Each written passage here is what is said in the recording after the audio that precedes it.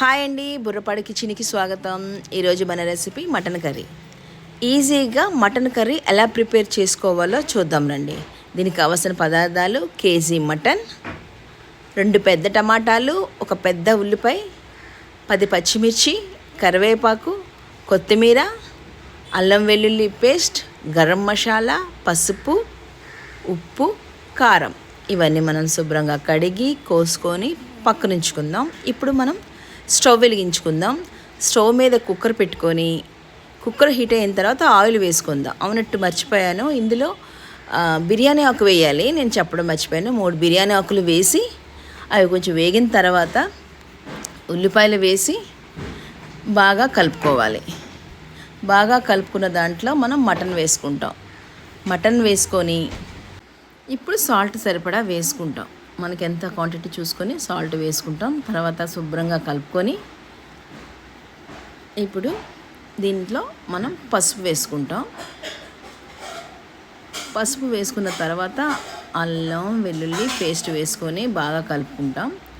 బాగా కలిపిన తర్వాత కరివేపాకు, పచ్చిమిర్చి, టమాటా వేసుకుంటాం. ఇవన్నీ వేసి మళ్ళీ ఒకసారి శుభ్రంగా కలుపుకొని ఇప్పుడు మనం దీంట్లో సరిపడా కారం వేసుకుంటాం. కారం మీరు నాన్ వెజ్కి ఎక్కువ వేసుకుంటే బాగానే ఉంటుంది. కారం వేసుకొని దాంట్లో గరం మసాలా వేసుకొని బాగా కలిపిన తర్వాత ఇప్పుడు నాకు కొంచెం గ్రేవీ ఎక్కువ కావాలి కాబట్టి కొంచెం వాటర్ వేసుకుంటున్నాను. మీకు అక్కర్లేదు అనుకుంటే వేసుకోవద్దు, ఎలాగా వాటర్ వస్తుంది కాబట్టి.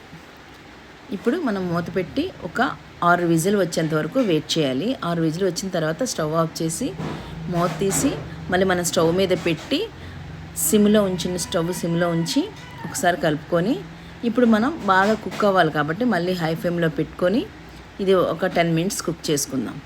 కుక్ చేసుకుంటే ఎక్స్ట్రా ఉన్న వాటర్ పోతుంది. ఇప్పుడు మనం ఫైనల్గా కొత్తిమీర వేసుకుందాం.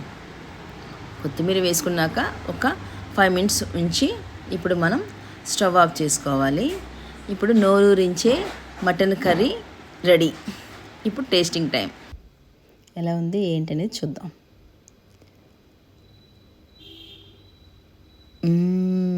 బుర్రపాడు చాలా బాగుంది. మీరు కూడా చేసుకోండి.